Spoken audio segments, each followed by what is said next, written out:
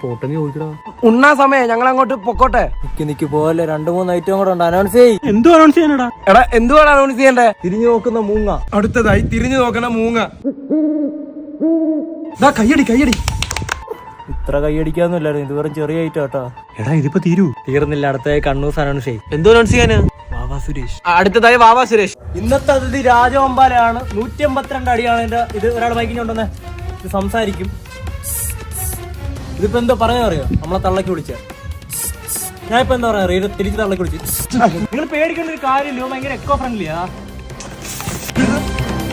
തീർന്നു വാ പോവാം. തീർന്നില്ല, ഇനി എന്തുവാ? ഇനി പാമ്പ്. മത്സ്യ കന്യകന് അല്ല പാമ്പ്.